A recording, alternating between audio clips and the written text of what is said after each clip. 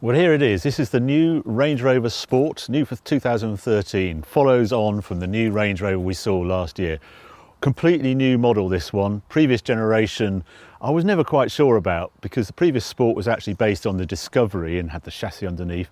This one, all aluminium construction, completely different car, shares a lot with the new Range Rover. And the one thing I've got to say about it, it's huge.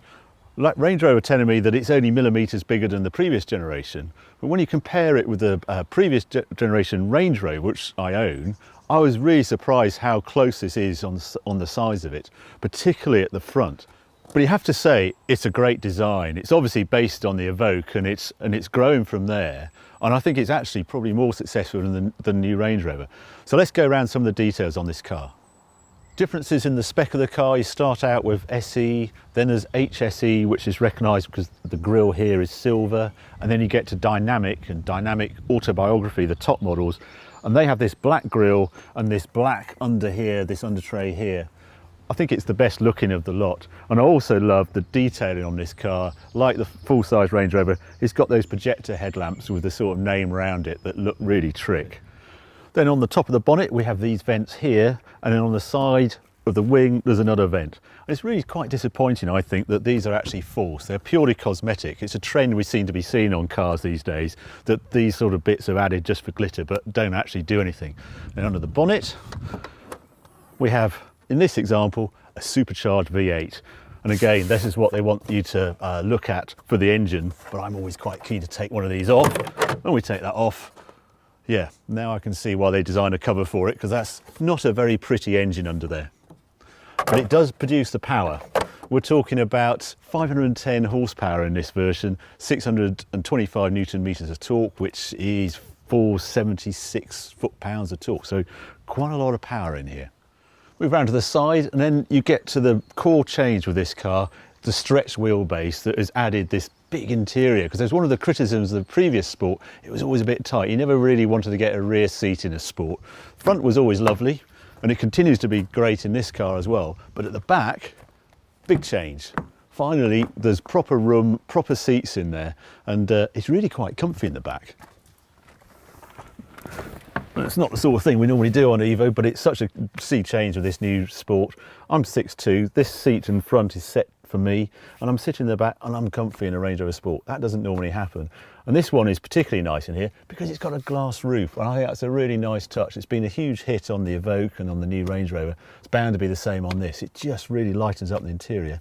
And the other lovely detail is an aluminium badge on the side saying this is all aluminium construction. Just lovely little details all through this car like that. Looks really good. Well, we're looking in the inside of this car. There's one more surprise I want to show you, and that's in the back. Because if I press these two buttons here, there's another little surprise. This car is the 7-seat version, so there's 2 emergency seats in the back. You're not going to get a full-size adult. They're sort of up to 11-year-old. But having lived with a car like this, we had the previous Range Rover and I had an overfinch rear seat. They're so useful at Christmas time and when granny comes to stay, or you're going to get kids from school. So there you go, it's a £1,500 option. I think it's probably well worth it because it just adds to the sort of how you use these cars.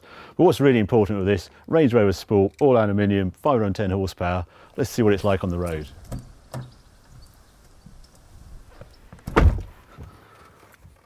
There's one thing you've got to say about Land Rover.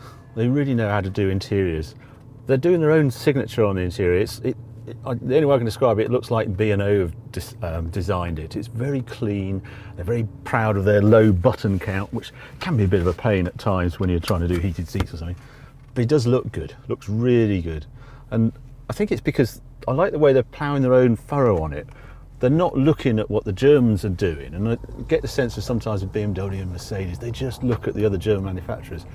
But the interior on current Land Rover product like this one is unique, very clean, and just beautifully put together. Feels expensive.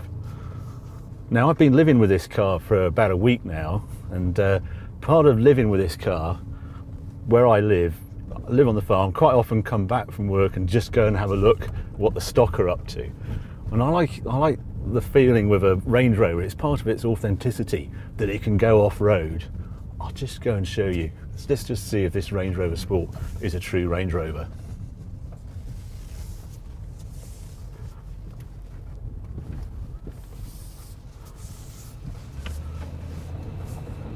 put the suspension on high. Yeah, the parking sensors are going to get a little upset, but they'll go out. It's just one of the beauties of Land Rover product. They do think about the off-roaders. I'm told it's less than 10% use the off-road ability. Where I'm going to take you now is one of the steepest parts on the farm, and it's like, I call it the Black Run. And we'll just have a little look, because you just look over the edge and think, you must be joking. And I want to see if it hits anything on the way down. It's just through here. Okay, just gently drift over the edge. And here we go, the test. That's pretty steep down there. Nothing touched. No, the only thing you heard was the hill descent control working. We're taking an easier way up the hill.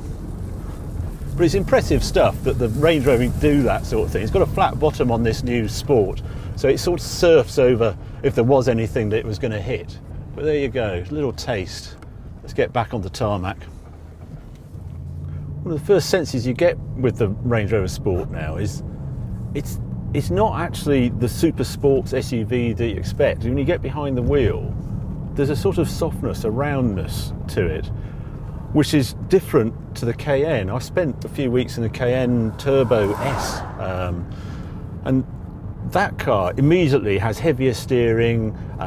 It doesn't ride quite as well as this, but there's a sharpness just off centre on the steering that says, yeah, well, I'm a pretty serious car.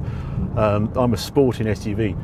You don't get that with this new Range Rover Sport. There's a more relaxed feel with it, and I'm surprised with that, with this being the top supercharged model. But I do like the feel of the wheel, and you've got certain controls on here, and it all works really well. It's a very clear dash, and it's very quiet, very refined, this car. I'm already going slightly quicker than I should be, and yet it's utterly silent in here. Another difference with the new Range Rover Sport, you actually get a proper gear lever. They've been using that circular gear selector from Jaguar, and I think it doesn't work at all. It really annoyed me, and it wasn't intuitive to use. Thank goodness this has made a return, and it's very easy to use. And what I like about it is you just rest your hand on, and you can just control the ventilation, and it just makes sense. Much better than the circular control they had before.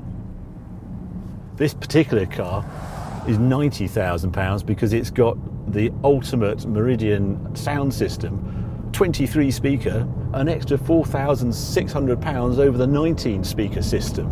Which sounds quite a lot of money to me, especially when you got this to listen to.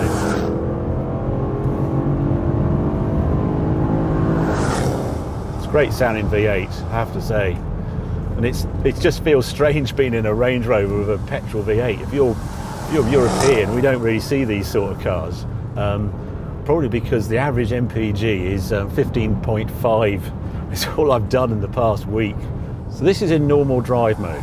But if you get the dynamic version of Range Rover Sport, you have to go into this, turn that, suddenly the dash goes red, all the dials go red, pop that over to Sport, and suddenly you access a different sort of Range Rover Sport completely that takes off.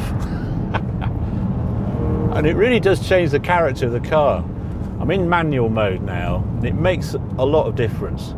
Also the control of roll. There is a little bit more roll than you'd get with the Cayennes, but it's very well controlled for this size of vehicle. Range Rovers all come with these cameras everywhere, all around the car, and I can't get over, you're not allowed to watch TV on this screen when you're driving, but you can watch this. This is junction view. I just touch here. I can go to curb view as well. Excellent.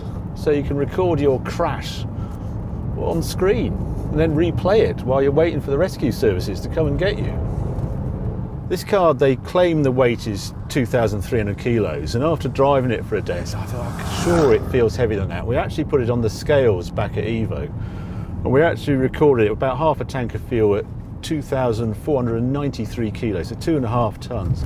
So it's a fair bit heavier than a Cayenne, which is rated at, I think it's just over 2,100 kilos, about 2,170 kilos. And then it's a longer wheelbase than the previous Range Rover Sport, so I think that makes it feel slightly softer because it's not quite as sharp to turn in. as I say, it's a nice trait to have. If you want a car that's really relaxing to drive long distance, I mean, the Range Rover Sport's always been pretty good at that. I always found it annoyingly good at that, because I wanted to hate it until I drove one, and then I really quite liked it. And this one has that same sense, but with it being the supercharged version, I was just expecting a bit more sparkle to it. It really does go quickly. It's deceptively quick. You know, as I say, they're testing this thing at the Nordschleife, and having driven it, I can see it's got a really agile chassis, but I just don't get that feeling from behind the wheel. And I think actually what it is, it's compromised by its tyres. Because of that off-road ability that we saw before, it's, you know, it's pretty special. They insist on putting all-season tyres on it, while Porsche go very much for a summer tyre. This has got 21-inch wheels on it, and it's sitting on a special Michelin 275 45 21s. If I'd ordered 21-inch tyres on the Cayenne, I get 295 35 ratio, so a much sportier tyre, and that's why it feels different. I'm not knocking it, it's just a different car. It's a very good car. If I had to summarise what this car feels like, it's like when I got in it, I was expecting it to be like when you go to the movies and you're going to see an 18 film, you know it's going to be a bit edgy, a bit sharp. And then I've discovered it's actually rated as a 15 movie. And all of those little edges have been sort of sanded off, and it's slightly softer than I was expecting. But it's still a really good film. And that's what this car feels like. It feels like a fantastic car. So I suspect that we've got this car now, but that actually there might be another one, another level of sporting Range Rover to come. And what's that one going to be like?